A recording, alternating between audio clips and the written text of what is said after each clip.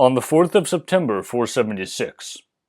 Well, probably the 4th of September. Historians are not sure of the exact date, but it was certainly around then. Odovacer, a barbarian warlord in the service of the Roman government, deposed Romulus Augustulus. In August of the previous year, Emperor Julius Nepos had sent Romulus's father, Orestes, north into Gaul with an army. Orestes, who apparently came into Roman service after having worked for Attila and the Huns, had been promoted to head of the army by Nepos, and when ordered into Gaul, Orestes refused, driving Nepos from Italy and appointing his son Romulus as the emperor. Technically, there were now two Western Roman emperors, but in reality Nepos had little, if any, power. In the week prior to Romulus's deposition, Odovacer killed Romulus's father and arrested his uncle, effectively leaving Romulus, who was all of 10 or maybe 11, alone and without support.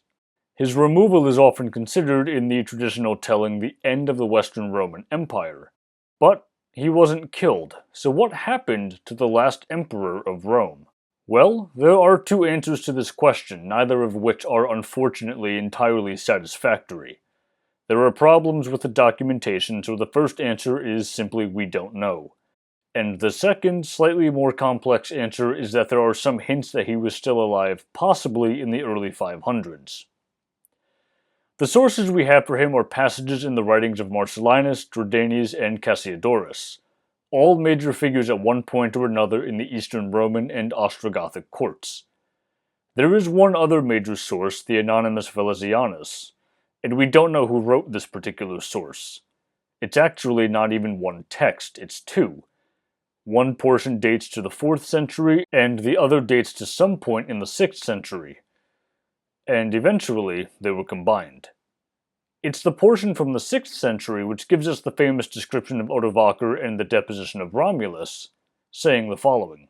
Entering Ravenna, Odovacer deposed Augustulus from ruling, and taking pity on his youth, he granted him his life.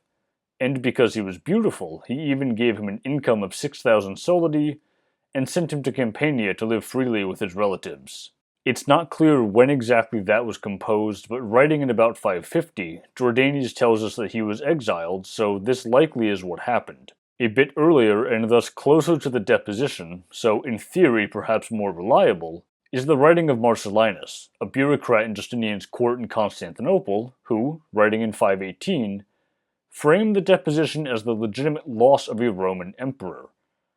The work is political in nature with a very clear agenda in mind, that is, helping to justify the military campaigns and attempt at Roman renewal that would characterize Justinian's reign. But he also mentions that Romulus was exiled. The overall point is that these are fragmentary lines, and we simply don't have much information.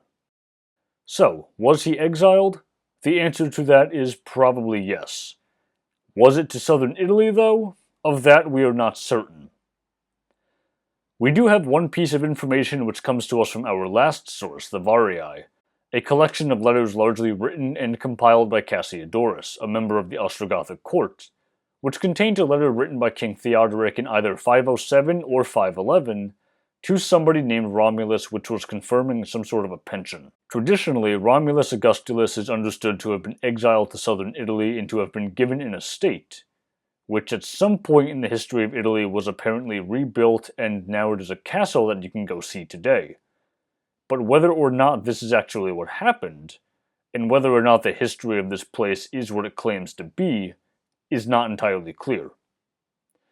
Either way, a letter was written by Theodoric to somebody named Romulus, so it's entirely possible that Romulus Augustulus was living here as late as 511, and the Ostrogothic administration was confirming his pension.